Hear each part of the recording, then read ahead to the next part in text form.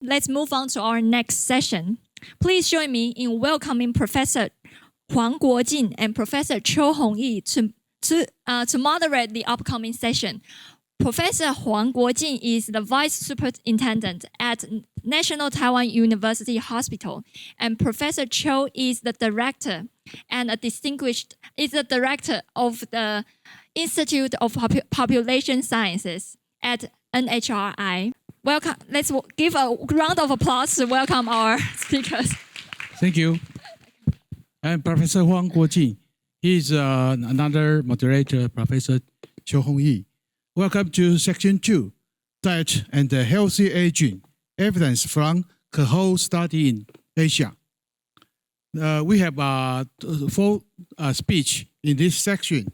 The first speech is Effective Predictive Indicator and Dietary Nutritional Management for the Prevention of Atherosclerosis and Cognitive Frailty in Diabetes and Obesity.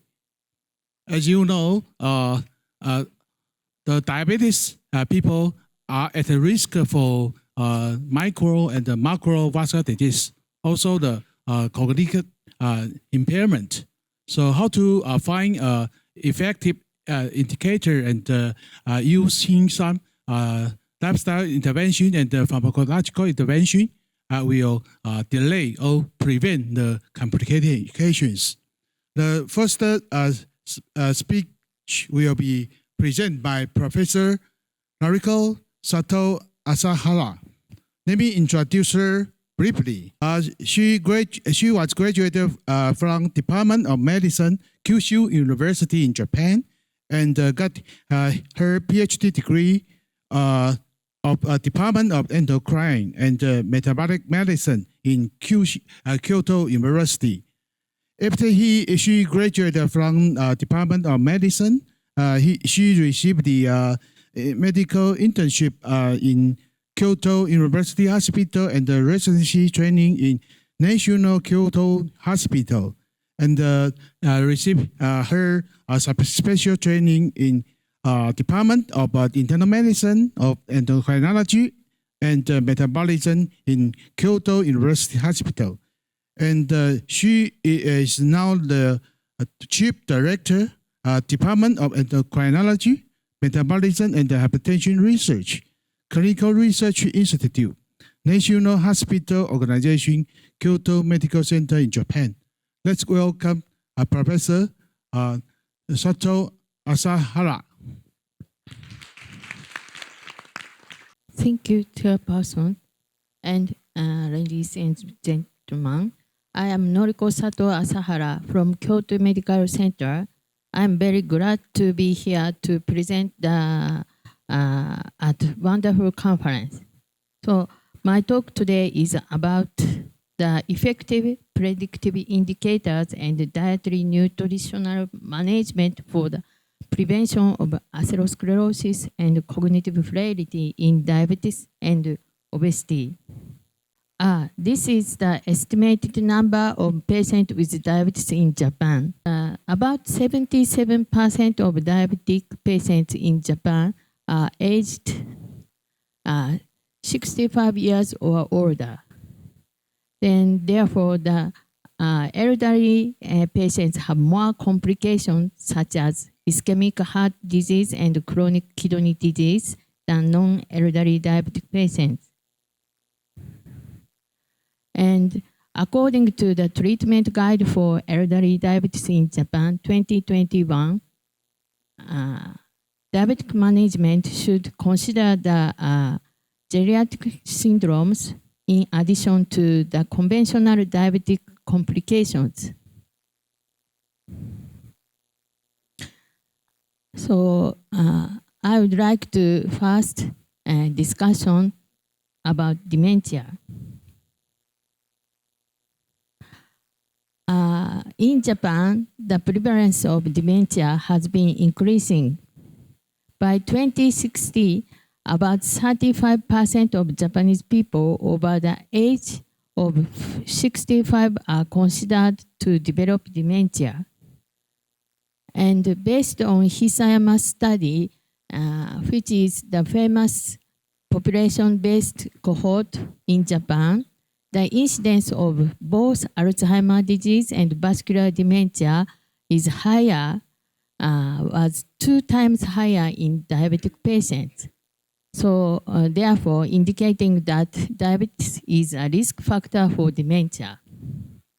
Therefore, the development of strategy for dementia prevention is an urgent need in Japan too.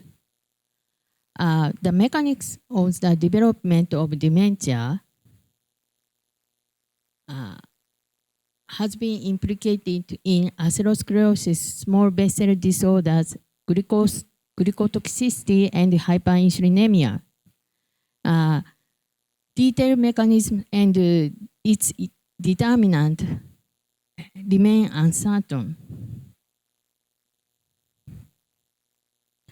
And according to our systematic review of AMED study in Japan, there are no recommended treatments and biomarkers to prevent dementia in type 2 diabetes.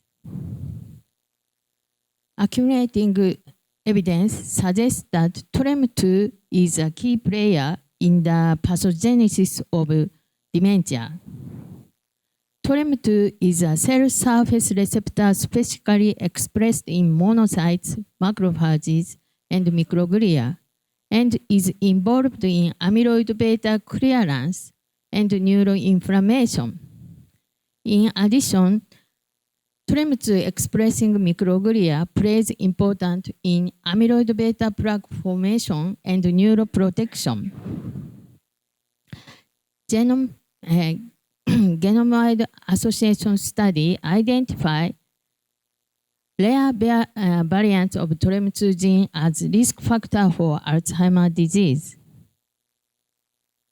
And interestingly, TREM2 is cleaved by an enzyme ADAM10 is released into blood as soluble TREM2.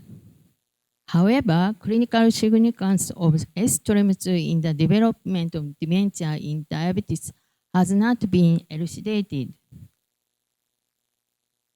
So in 2040,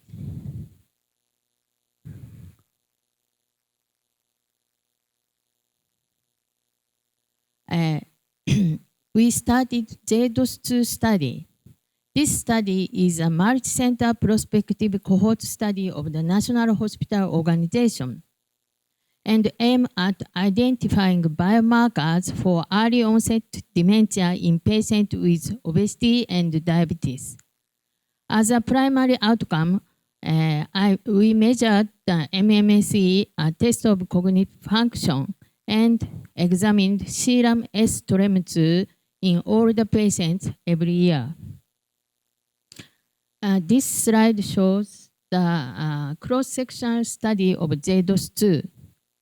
We found that in non-obese patients, diabetic patients, serum S-TREM2 levels were significantly associated with the risk of cognitive impairment.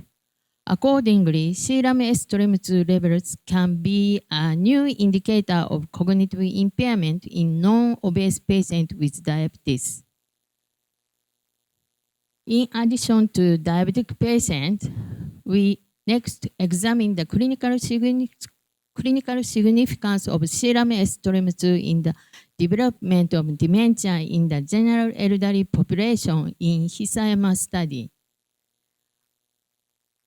Our result suggests that high serum S-TREM2 in the baseline was associated with the higher risk of all-cause dementia, Alzheimer's disease, and vascular dementia during the 10 years follow-up period. So therefore, the measurement of serum S-TREM2 levels may help assess the risk of dementia in the general elderly population. So I'd like to produce the new biomarker trajectories. Reportedly, amyloid beta accumulates about 20 years before dementia diagnosis.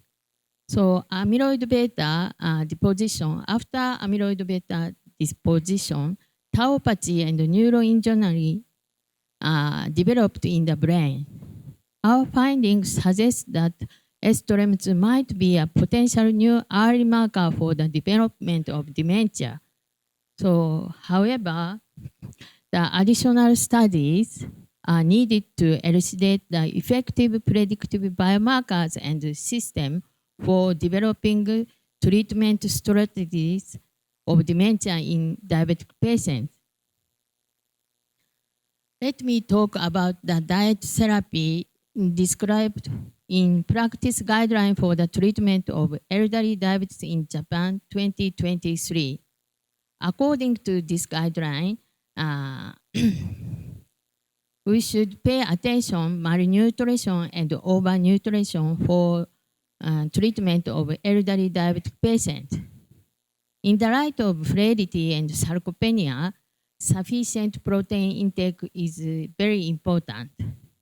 And this guideline recommends the intake of omega-3 polyunsaturated fatty acids to prevent cognitive decline. So we focus on the omega-3 fatty acids. This slide shows types of fatty acids. Fatty acids include saturated fatty acids and unsaturated fatty acids. And then unsaturated fatty acids include monounsaturated fatty acids and polyunsaturated fatty acids. And then PUFA is further classified into omega-3 and omega-6 fatty acids. Omega-3 fatty acids include EPA, which is abundant in oily fish. Conversely, omega-6 fatty acids include arachidonic acid, which is mainly found in sunflower and corn oil. Since PUFA cannot be synthesized by the body, so they are known as essential fatty acids. We examine the effect of highly purified eicosapentaenoic acid, EPA, which is clinically used as a lipid-lowering drug in obese patients with dyslipidemia. We previously reported that EPA treatment for 3 months reduced significantly triglyceride, interleukin-10 in serum and M2 in monocytes. And EPA treatment significantly reduced triglyceride and CRP and increased adiponectin levels and IL-10 anti-inflammatory cytokine in serum and monocytes, thereby reducing significantly pulse wave velocity in accordance with the increased EPA ratio. And in addition, our luciferase assay and CHIP assay revealed that EPA significantly increased the expression and secretion of IL-10 by a PPR gamma dependent pathway.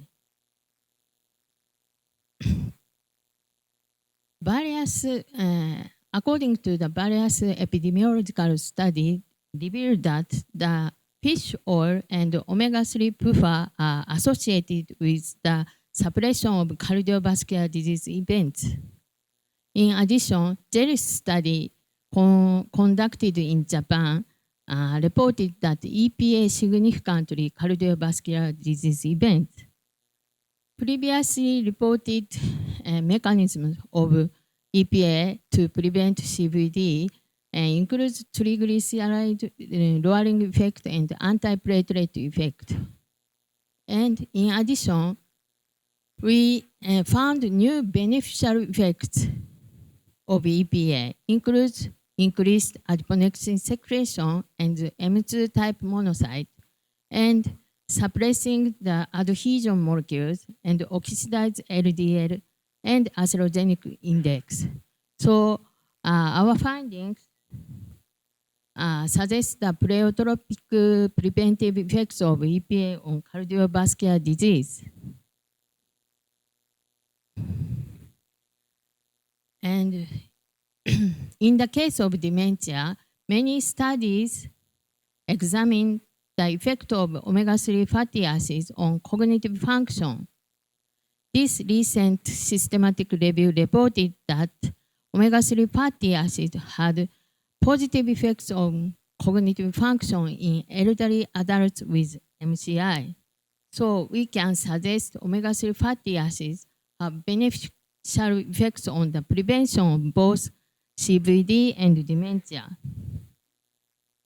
Next, soy intake is also known to contribute to the prevent atherosclerosis. A large epidemiological studies Japan reported that Japanese women who intake a large amount of soy have a lower risk of stroke and myocardial infarction by 30%, and a lower risk of death from cardiovascular disease by 70% than those with the lower intake of soy. Daisen is the principal isoflavone in soy, and this is converted to alcohol by intestinal bacteria.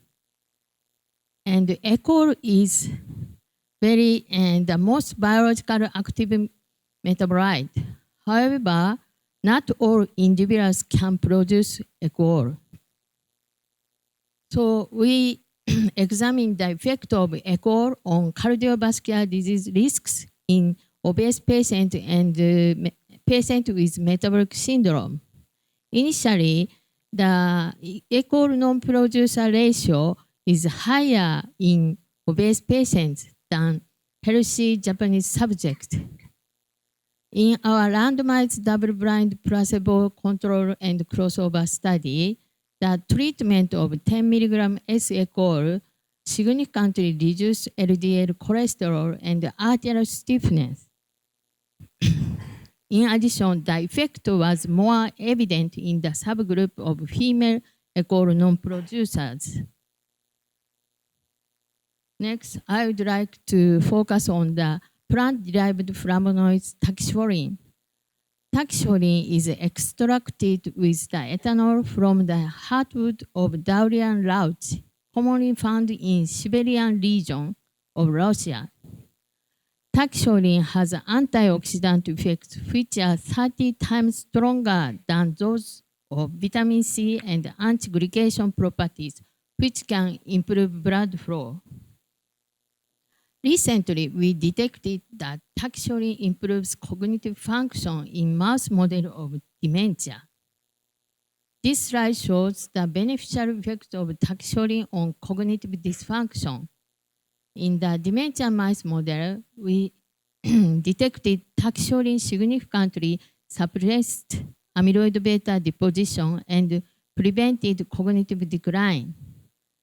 In addition, tachycholine reduced IBA1, TNF-alpha, and TREM2 expressions in the hippocampus and thereby suppressing the microglial activity which contribute to the dementia improving effects. So our findings suggest the pleiotropic neuroprotective effects of tachycholine. First, tachycholine prevents the aggregation of amyloid beta. Second, tachycholine exerts anti-inflammatory effects in microglia. Finally, tachycholine has potent antioxidant effects.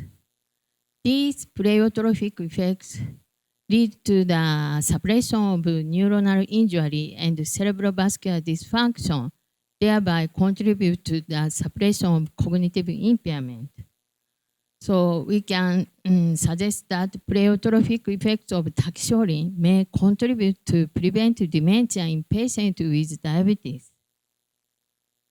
So this slide shows the summary of my talk.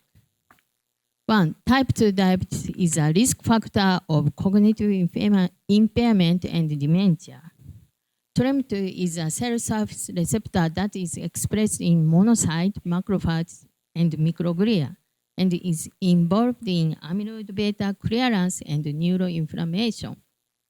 Higher serum TREM2 levels are associated with a risk of cognitive impairment and high risk of all-cause dementia, Alzheimer's disease, and vascular dementia. EPA has a clinical potential for improving the MMM2 monocyte and reducing the risk of cardiovascular disease and dementia. Soy isoflavone has preventive effects against cardiovascular disease. Taxolin prevented cognitive impairment through pleiotropic effects. This is last slide. This slide shows our laboratory members and collaborators. I appreciate their support and helpful discussion. Thank you for your attention. Thank you, Professor Satoh-Asahara, for your excellent speech. Later we will have a panel discussion.